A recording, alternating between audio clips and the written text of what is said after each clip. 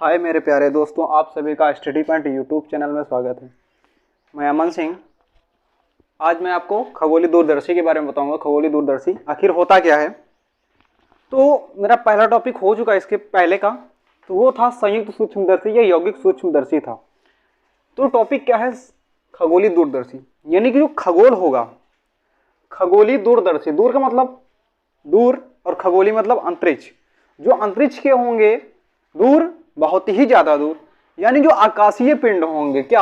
आकाशीय पिंड। आकाशीय पिंड, जो आपके आकाशीय पिंड होते हैं बॉस, क्या आकाशीय पिंड, ये कौन कौन से होते हैं? चंद्रमा हो गया, तारे हो गए, क्या चंद्रमा हो गया, तारे हो गए, आदि हो गए, ठीक है। यही सब होते हैं आकाशीय पिंड। बस जो आकाशीय पिंड होंगे इनको देखने के काम कौन करता है? तो इसको यूज किसको करते हैं? खगोलीय दूरदर्शी को।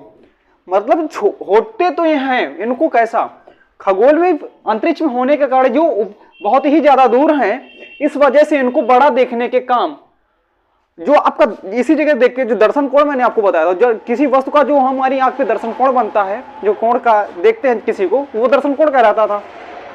यही चीज है यहाँ पे। चंद्रमा जो है उसको मैं देखूंगा, छोटा दिखाई देता, उसे बड़ा प्रतिबिंब देखने के काम, स्पष्ट देखने के लिए किसको यूज करते हैं? तो उसको खगोलीय दूरदर्शी को यूज करते हैं। अब बात आती है होती कैसी है, तो बस ये भी जान लो, ये एक बेलनाकार होती है, ठीक है। ये ऐसी बेलनाकार होती है, बेलनाकार होती है। इसमें एक बड़ा उत्तल लेंस लगा होता है, ठीक है। ये ऐसा उत्तल लेंस लगा होता है, एक छोटा उत्तल लेंस लगा होता है। ये आपके दो उत्तल लेंस लगे होते हैं। कैसे? दो उत्तल लेंस लगे होते हैं। जो बड़ा वाला उत्तल लेंस होगा, ठीक है, इसकी क्या होगी? फोकस दूरी ज्यादा होगी। ये बड़ा है तो ज्यादा दूरी होगी। फोकस क्या होता है? फोकस दूरी क्या होती है? तो ज्यादा होती है। क्या? छोटे वाली की अपेक्षा बड़े वाली की ज्यादा होती है। जो बड़ा होगा उसकी फोकस दूरी ज्यादा होगी। और इसका द्वारक कैसा होगा? द्वारक भी बड़ा होगा। द्वारक, द्वारक कैसा होगा? तो बड़ा होगा। छोटे वाले की अपेक्षा इसका बड़ा होता है। अब छोटे वाली की बात आती है, इसका द्वारक भी छोटा होगा, इसकी फोकस दूरी भी कम होगी, ठीक है। ये आपका लेंस कौन सा कहलाता है? बड़ा वाला लेंस कहलाता है अभिदृश्यक लेंस। अभिदृश्यक, अभिदृश्यक लेंस कहलाता है, ठीक है। आपका जो छोटा लेंस होता है, छोटा लेंस, उसे मैं बोलता हूं नेत्रिका लेंस। कौन सा? नेत्रिका, नेत्रिका लेंस, ठीक है। ये नेत्रिका लेंस होती, इसी के कारण हम देख पाते हैं किसी वस्तु को, ठीक है बॉस। जब इसे खिसकाते हैं अंतरिक्ष पे देखने के लिए, जहां हम इसको खिसकाते हैं, किससे? क्रॉस तार से खिसकाते हैं। किसको? इसको किससे खिसकाते हैं? क्रॉस तार, क्रॉस तार से खिसकाते हैं। इसके बाद एक ऐसी स्थिति आती है कि वो जो चंद्रमा तारे होंगे वो स्पष्ट दिखाई देने लगेंगे। इस वजह से मैं इसका यूज करता हूं। अब जो बात आई कि नेत्रिका लेंस क्या होगा, तो नेत्रिका लेंस वह होता है जो जैसे मनुष्य की आंख, जो खुद देखता है। अभिदृश्यक ये वस्तु होती है। क्या वस्तु होती है? नेत्रिका मनुष्य की आंख होती है। मनुष्य की आंख किस की भांति काम करती है? तो ये उत्तल लेंस की भांति काम करती है। अब बात आई जो रेखीय आवर्धन था। क्या? रेखीय आवर्धन, आपको फार्मूला बताता हूं कि रेखीय आवर्धन क्या होता है। रेखीय आवर्धन, ये आपका रेखीय आवर्धन है किसका? खगोलीय दूरदर्शी का। जो खगोलीय दूरदर्शी का रेखीय आवर्धन है, तो m बराबर क्या होता है? रेखीय आवर्धन होता क्या? तो ये तो m होता था ना बॉस। m बराबर क्या होगा? तो होगा क्या? बीटा बटे अल्फा, बीटा बटे अल्फा, बीटा बटे अल्फा। याद रखना, बीटा बटे अल्फा।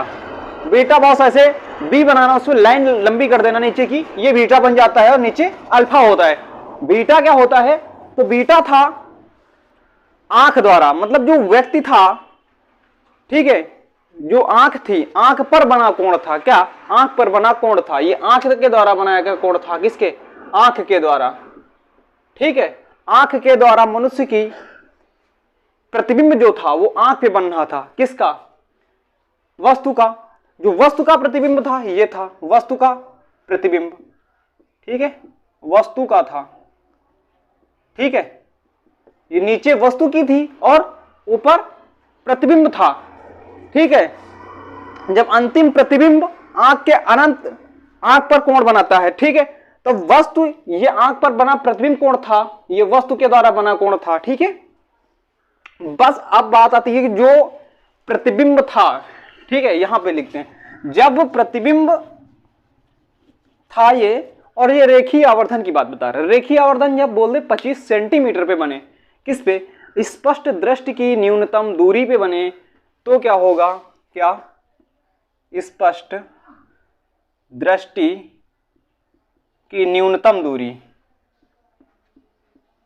जब आपका न्यूनतम दूरी पे बनेगा तो क्या होगा, रेखीय आवर्धन m बराबर होता है बॉस, m बराबर माइनस का FO बटे FE, माइनस का FO बटे FE, ठीक है, 1 प्लस D बटे F, D बटे FE, बस सॉरी FE बटे D होता है बॉस, FE बटे D ये होता है, ठीक है बॉस, FE बटे D होता है, FO बटे FE होता है, FO बटे FE होता है, यानी कि FE या लिखो या F लिखो, ये फोकस दूरी होती है, ये अभिदृश्यक की फोकस दूरी। FO बराबर क्या होता है, तो अभिदृश्यक की फोकस दूरी, ठीक है, अभिदृश्यक की फोकस दूरी ये होती है फोकस दूरी, F बराबर फोकस दूरी, FE बराबर नेत्रिका की फोकस दूरी, नेत्रिका की फोकस दूरी, ठीक है, और D क्या होती है, न्यूनतम दूरी, स्पष्ट दृष्टि की न्यूनतम दूरी। अब न्यूनतम दूरी होती कितनी, न्यूनतम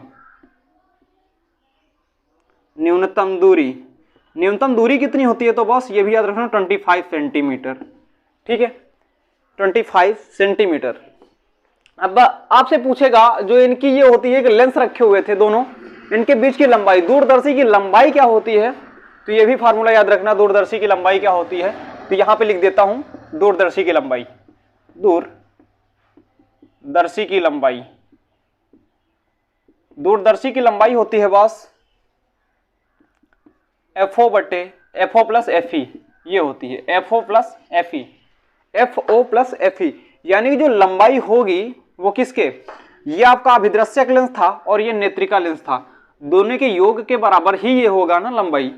इसके बीच की लंबाई कैसे निकालेंगे, जो ये लेंस रखा होगा और ये लेंस, इन दोनों के बीच की जो दूरी होगी वही दूरदर्शी की लंबाई होगी ये, तो यही ये फोकस FO होता है अभिदृश्यक, ये वाला लेंस FE ये वाला, इन दोनों की लंबाई जब निकालेंगे तो हो जाएगा FO प्लस FE, ठीक है।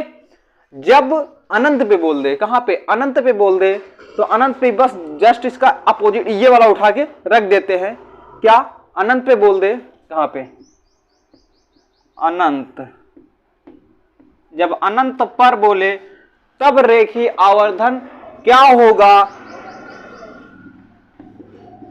रेखीय आवर्धन तब होता है m बराबर माइनस FO बटे FE, ये होता है बॉस, माइनस का FO बटे FE ये होता है जब अनंत पे क्या बने, प्रतिबिंब, तब रेखीय आवर्धन ये होता है। और प्रतिबिंब कैसा बनेगा, तो अनंत पे बनेगा तो उल्टा बनेगा, अनंत के लिए उल्टा होता है, ठीक है। जब प्रतिबिंब अनंत पे होगा और ऋण चिन्ह के साथ होगा, ऋण चिन्ह आएगा तो कैसा होगा, उल्टा, जब धन चिन्ह आएगा तो सीधा होगा। बस अब इसको रिवाइज कर बताऊं कि जो ये बड़ा लेंस होता है इसे अभिदृश्यक लेंस बोलते हैं, और जो छोटा होता है उसे नेत्रिका लेंस बोलते हैं बॉस, ठीक है सर।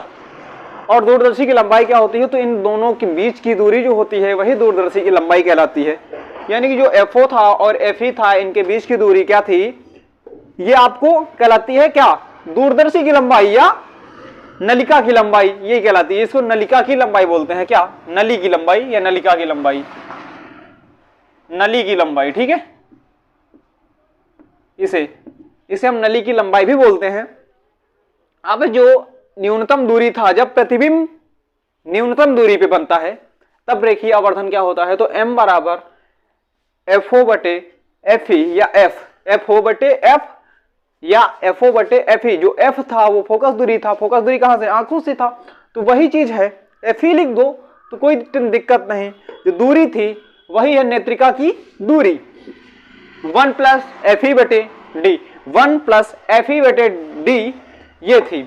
अब बात आई FO क्या था, तो अभिदृश्यक की दूरी थी, अभिदृश्यक लेंस की दूरी थी, FE नेत्रिका लेंस की फोकस दूरी होती है बॉस।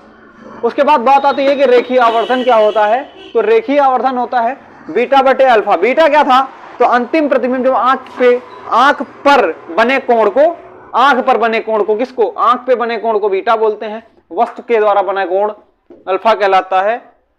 और ये अनंत पर जब रेखीय आवर्धन बोल दे तो m बराबर माइनस का FO बटे FE होता है, ये माइनस का FO बटे FE होता है। m क्या होता है, रेखीय आवर्धन होता है, f क्या होती है, FO क्या होता है, तो ये होती है क्या, ये आपके सामने लिखा है अभिदृश्यक लेंस की फोकस दूरी। FE क्या होती है, तो ये नेत्रिका लेंस की फोकस दूरी। नेत्रिका की स्पष्ट दृष्टि की न्यूनतम दूरी की, नेत्रिका की स्पष्ट कितनी दूरी होती है, तो ये भी होती है 25 सेंटीमीटर, कितनी, 25 सेंटीमीटर बॉस होती है। वीडियो अच्छा लगे लाइक कमेंट शेयर जरूर बनता है बॉस, ज्यादा से ज्यादा लोगों में शेयर कर दो, प्लीज सब्सक्राइब करना दोस्तों। अगले टॉपिक के साथ मिलेंगे, और अगला टॉपिक क्या होगा तो जान लो, जो ये लेवल था, ठीक है, खगोलीय दूरदर्शी तक मेरा लेवल कंप्लीट हुआ। अगला टॉपिक होगा इलेक्ट्रिक पर, किस पे, इलेक्ट्रिसिटी पे होगा, विद्युत पे चालू होगा अगला टॉपिक।